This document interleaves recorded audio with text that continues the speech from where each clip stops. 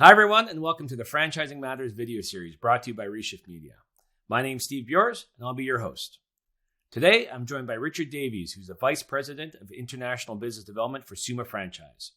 Richard lives and breathes franchising and has traveled the world speaking at a variety of expos and conferences. Richard started in franchising in 1997 and has been a major player in franchising ever since, launching the What Franchise magazine in 2001 and the Global Franchise Magazine and Awards in 2014. Richard's a Past Supplier Chair for the British Franchise Association. He currently sits on the International Franchise Association International Committee, and he also represents the Canadian Franchise Association internationally. That's quite a bit there, Richard. Welcome to the show. Hi, good. Thanks for having me, Steve. It's a pleasure, and I appreciate the opportunity to come on and share some ideas and expertise. Well, and clearly you have some based on that long list of accolades I just listed there. So let's jump right in, Richard. So, we're all right at the end of 2023 now. We're going into the last month. So looking backwards, are there any big franchise industry trends or any surprises that you would call out as meaningful over the last year? I think you've got to look at three different specific ones. The first one would be focused on sustainability. An increasing number of franchise brands integrated sustainability into their operations and marketing. This trend reflects a growing consumer demand for environmental responsible practices. I think it's also about protecting the environment and also the earth and universe on services that we need to be thinking of rather than just obviously buying anything really. I think moving on, another one is that the big one, I think, and it's a red flag as well, is a digital transformation, how brands have had to adapt. The question is, AI is coming in, it is playing a part, but even the technology bots are still adapting to new services every day. We're seeing a decline in print media, which obviously does not help lead generation for franchisors. We have to look at, are we getting the right data? Are we forgetting the basics of recruitment and franchising? Is there enough education out there being promoted via different channels rather than just talking about franchise recruitment? Are we actually talking about what franchising means and what it can mean for the prospect that comes on board and becomes part of the franchise family? AI has got a lot to play and will offer a lot, but right now we're getting so many plugins. It's very, very confusing for everybody in franchising. I don't think anyone's got the right solution, and I think it will continue to evolve. Well, and interesting insights there. And obviously AI is the hot topic everyone's talking about right now and just what impact that's going to have. And your comment on education was very interesting because, as we all know, franchise systems are really interested in recruiting new franchisees. But it's interesting you talk about the education aspect. So is that education in terms of the franchise model itself, or in terms of how franchising is a good entrepreneurial opportunity? And anything you would add to that? I think internally within the franchise industry community, we have a lot of education that is laid on by the associations, and that really helps adapt.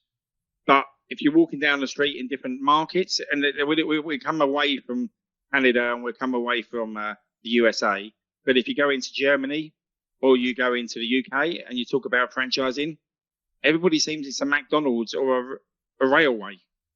They don't actually realize your local shop could be a franchise or your pet food could be a franchise. They don't understand what franchising is because not enough people understand what the franchising model is. Once you're in the industry and you're embedded and you're working, it becomes a lot more obvious. But we're only preaching to ourselves where we need to be talking about it to different groups out there, education groups, business schools. We also need to be thinking about the next generation of franchise leaders and experts. Who are they going to be coming through? We've got some great people within franchise brands that are developing, and we obviously need to help develop them with the skill sets that we have, but we need to think about the next generation after that. Where are they going to take the likes of Mary Brown's and the likes of Pizza Hut, and the list goes on to the future for the next 30, 40 years. We want to prolong franchising for another 40 years, 50, 60 years, because it is such a great model and it offers people a work-life balance, financial security, a change of career, and also an opportunity to leave a legacy. Really well said. And it's interesting what you said about the general population not really understanding franchising. We see that all the time as well. And it is interesting because in addition to the trends you mentioned, the big thing coming out of COVID was this whole buy local trend. And it is interesting that franchise business is in fact local, but most people, they see, to use your examples, Pizza Hut or Mary Brown's on the building, and they think it's this massive corporation. They don't realize that location is owned by someone that probably lives next door to them. So I totally agree that there's an interesting educational aspect there that ties into the local sustainability. Really, really interesting. So taking what you just said, Richard, and looking forward into 2024, where do you see opportunities for franchise systems? What should they be looking at? This is a big subject for me because I see a trend of international more than domestic. Domestic obviously will do its usual plodding along, recruiting good franchisees and growing in domestically. But more and more brands want to go internationally. And over the years, I've really traveled the world and delved deep into how the strategies they are. And brands have got to understand that you can't just pick up a house and move it to a new country and relay the same culture. It's a different brand. It's a different experience. So you really got to think about where you're going. You need to really have a roadmap and a strategy. You need to really, rather than just turning up at exhibitions, and exhibitions are great, but if the brand and people know about you and seeing the case studies in the local media or in the Franchise Association magazines or on the portals, and then they turn up and see you, they're going to be able to relate to you, because what we've got to remember, this is a relationship business. This is a relationship of a partnership between a franchisee and a franchisor. And you need to know that they have the same beliefs, vision, and ethics that you have as your brand. You've launched your brand as a franchisor to grow and provide opportunities and change lives. You want that same person to be the same ambassador. And that means everybody in the business is an ambassador, from the founder all the way down to the car park attendant, to the cleaners, to the front office, to the retail. Everybody has to have that belief and that passion, because that's what will drive reoccurring customers and obviously grow your revenues. Really interesting. And the international aspect is quite interesting, particularly here in North America, companies going from Canada to US or US to Canada. And I agree with you. A lot of times they think it's the same country effectively, because obviously we speak the same language and there's lots of shared media. But there are cultural nuances, to your point. Franchisees are a little different. Consumer attitudes towards brands are slightly different. And even the nuts and bolts of things like supply chain and shipping, it can be quite different as you go from country to country, I imagine, right? And it's totally different. And I totally agree with you. It's not just about that. It's about the funding. It's about legislation. It's about the franchise agreements. How do you change your franchise agreement to someone in California? We know California has its challenges. We know that the US has its challenges right now. And luckily, we have the IFA working really hardly to protect their members and to protect the franchise model. The same as in the UK. We have brands coming in here and they want to come and launch in a different way. And a huge success story is Wendy's into the UK. They tried many years ago. They've come back in over the last 2-3 years. They've really had we know Dylan at Mary Brown's is trying really hard to come into the UK and launch as well. And they're about to open a new location in Ireland. The last time I spoke to Dylan, we know 30 Minute Hit. Jackson wants to come in here, and female boxing is a huge market for females to get more involved in, And what Dina and Jackson have done with 30 Minute is fantastic.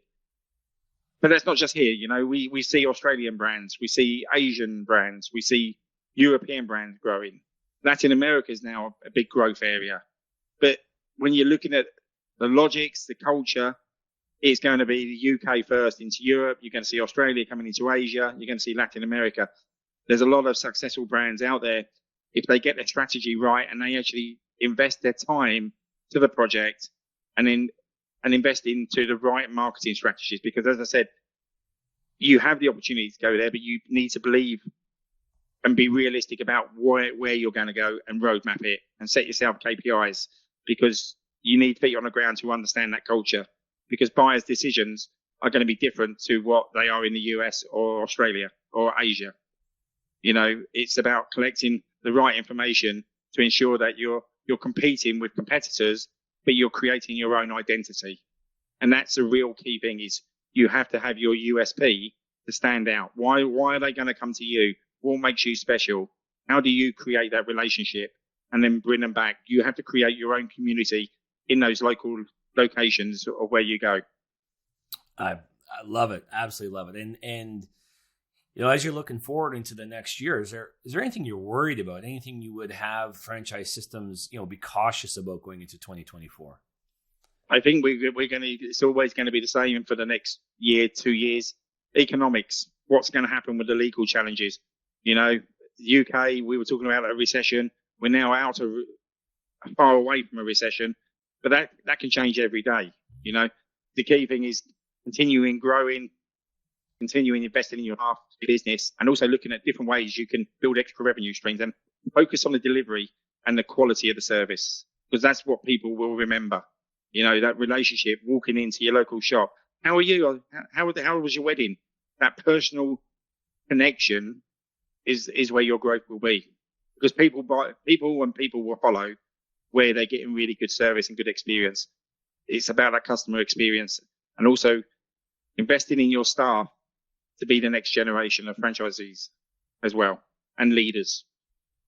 Well, we all saw in 2020 how quickly the economy can turn on a dime with world events, right? So I think that's well said. And around the world, there is certainly some trepidation from an economic perspective, interest rates, inflation, etc. So I agree that that's something franchise systems need to be aware of. But I like how you tied that into investing in the franchisees and investing in people and making sure that if you put a superior product or service out, you're kind of protecting yourself. I think that's really well said.